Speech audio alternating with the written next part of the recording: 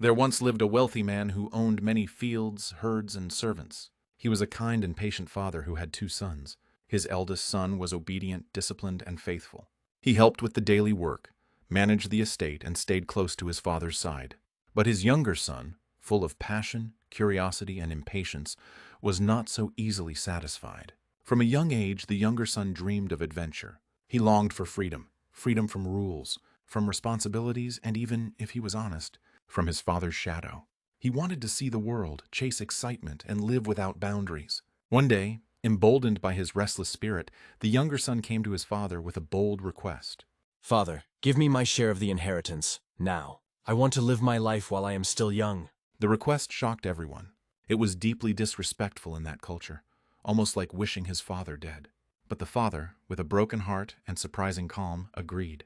He divided his estate, giving the younger son his portion. Not long after, the young man packed his belongings, left the safety of his home, and set off for a distant country. At first, life was everything he imagined: lavish feasts, wild parties, exotic places, and new friends every night. He lived without restraint, spending money on wine, women, and pleasures of every kind. He was the life of every gathering. But such a lifestyle comes with a cost, and soon the money began to run dry. And just as his purse emptied, the land he lived in was struck by a severe famine. The once friendly faces vanished. His so-called friends disappeared as quickly as his wealth had. With no money, no food, and no shelter, the young man fell to the lowest point of his life. In desperation, he found work with a pig farmer, a humiliating job for any Jew, as pigs were considered unclean. Day after day, he slopped through the mud feeding pigs, starving himself. He grew so hungry that even the slop he fed the animals started to look appealing. It was then, broken and alone, that a realization dawned on him. Even my father's hired servants have food to spare, and here I am starving to death. I will go back home. I'll say to him, "Father, I have sinned against heaven and against you. I am no longer worthy to be called your son. Take me back as a hired servant." Ashamed and weary, he began the long journey home. He rehearsed his apology with every step. But while he was still far off, his father, who had never stopped watching the horizon, saw him.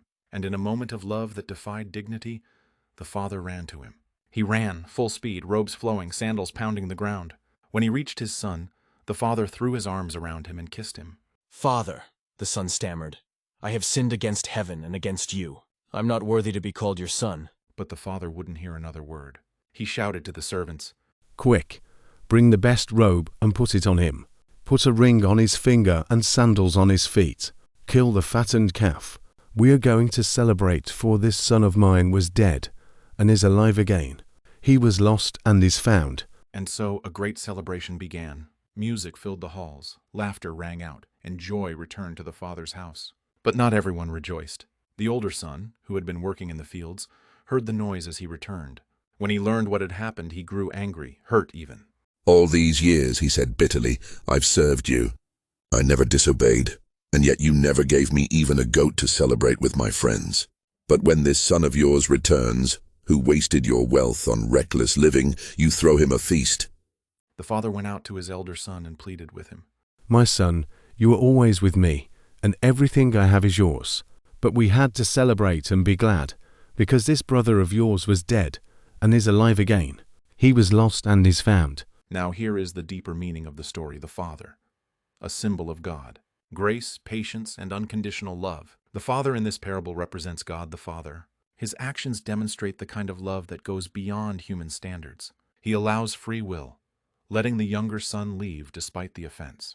He watches and waits, symbolizing how God longs for the return of every sinner. He runs to meet the son, something undignified for a patriarch in ancient Jewish culture. This symbolizes how God moves toward the repentant, not away from them. He restores, not just forgives, giving the robe, ring, sandals, and feast shows that God fully restores us as sons and daughters, not just servants. Key point: God doesn't just forgive. He rejoices, restores, and celebrates when one sinner repents. Luke 15:7. The younger son, the repentant sinner. Rebellion, ruin, repentance, and restoration. The younger son represents anyone who walks away from God. His journey teaches powerful truths. He dishonors the father by demanding his inheritance, a wish for the father's death. He chooses sin over obedience, symbolizing humanity's tendency to seek life apart from God. He squanders blessings on selfish pleasures, which parallels spiritual emptiness. When the famine hits, it mirrors spiritual starvation. He realizes the world cannot satisfy. His repentance is humble and sincere. He does not return demanding his place, but begging for mercy. The moment he decides to go home marks the turning point, symbolizing true repentance. Greek, metanoia, a change of heart and direction. Key point: no matter how far someone falls, they are never too far from God's grace when they turn back. The older son, the self-righteous. Pride, bitterness, and spiritual blindness. The older son stayed home, but his heart was far from the Father. He represents the religious elite of Jesus' time, Pharisees and scribes who were outraged at Jesus welcoming sinners. Luke 15:1-2. People who think obedience earns favor but lack compassion or understanding of grace. He sees himself as a servant, not a beloved son, showing he too misunderstood the Father. He refuses to forgive his brother, harboring bitterness, jealousy, and entitlement. Key point: it's possible to be physically close to God, in church doing religious things, yet be spiritually distant if love and grace are not present. Cultural context. In ancient Jewish culture, asking for inheritance early was deeply shameful. It was as if saying, "I wish you were dead." Running, as the father does, was undignified for elders. God's love breaks human customs. Eating with sinners, touching pigs, and working in Gentile lands would render one ritually unclean. Jesus uses these details to show how radical God's forgiveness truly is. Robes, rings, and sandals were symbols of sonship, authority, and restoration. Themes and lessons. 1. Unconditional love. God's love isn't based on performance, but identity. The son is loved because he's a son, not because he earned it. 2. Repentance and grace. True repentance leads to full restoration. Grace is not deserved, but freely given. 3. Warning against self-righteousness. Those who feel morally superior must remember, grace is for everyone, not just the obedient. 4. Joy and redemption. Heaven celebrates when the lost are found. God desires reconciliation, not condemnation. 5. The invitation is open. Both sons were invited to the feast. The younger returns, the older is still deciding. Jesus ends the parable without telling us if the older brother joins, leaving the choice to us. Spiritual application for today. If you've wandered far, God is waiting with open arms. If you're the older brother, God calls you to extend mercy and celebrate others' return. If you're a believer, remember that your identity is not based on works but on being a child of God. Forgiveness, humility, and joy in others' restoration are hallmarks of true faith. Both sons were invited to the feast.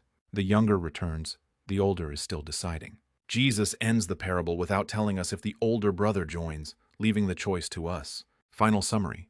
The Prodigal Son is not just a story about a reckless child.